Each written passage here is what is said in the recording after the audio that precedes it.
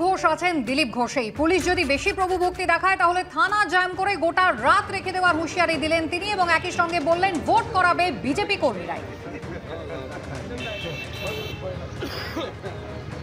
কোন কমিশন, কোন police? Police যদি বেশি প্রভুভক্তি দেখায় শুধু বলবো না, থানা জাম করে গোটা রাত রেখে দেবো।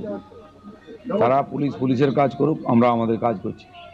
তারা যদি রাজনীতি করতে আসে তারা রাজনীতিকভাবে তাদের মোকাবিলা করবে। যেমন প্রয়োজন হবে সেরকম সবই প্রস্তুতি আছে। যাকে যেমন ট্রিটমেন্ট করার আমরা করব।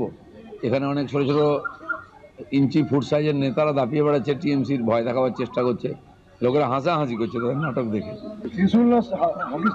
সব চলবে, সব রেডি আছে। দেখবেন আমাদের এই কর্মীরা দাঁড়িয়ে আছে না, ভোট এরাই করাবে। ওই যে নেতারা ভোট করাতো সবকে বাড়ি ঢুকিয়ে দেবো, আর বেশি বাড়াবাড়ি করলে ভোটের পরে বড় ঘরে পাঠিয়ে দেবো।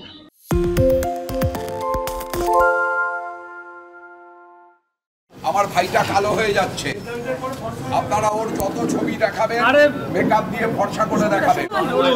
কালো করে ছাড়বো, কোনো চাপ নেই। এত ঘোরাবো তন্ময়দাও আমার মতো হয়ে যাবে।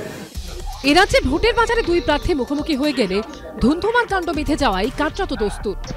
সেখানে বৃহস্পতিবার ব্যারাকপুর প্রশাসনিক ভবনে দেখা গেল একদম অন্যরকম ছবি। বরানগর উপনির্বাচনের জন্য মনোনয়ন জমা দিয়ে বেরোচ্ছিলেন সিপিএম প্রার্থী তন্ময় ভট্টাচার্য।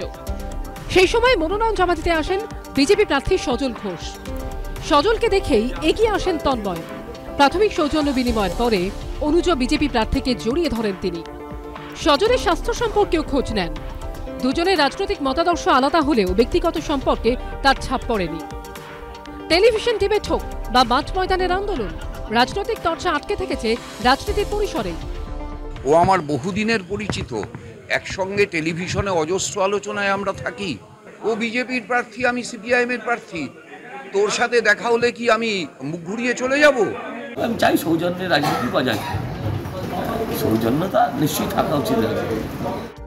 বরানগর বিধানসভার উপনির্বাচনে এবার ত্রিমুখী লড়াই। বিজেপি প্রার্থী সজল ঘোষ, সিপিএম প্রার্থী তন্ময় ভট্টাচার্য। সায়ন্তিকা বন্দ্যোপাধ্যায়কে প্রার্থী করেছে তৃণমূল।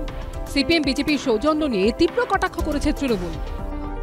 আমরা বরাবরই বলে এসেছি, রাম এবং বাম একে অপরের পরিপূরক, দুজনকে আদর করছে, এমনভাবে দেখাচ্ছে যে সত্যিকারে ওরা দুই ভাই।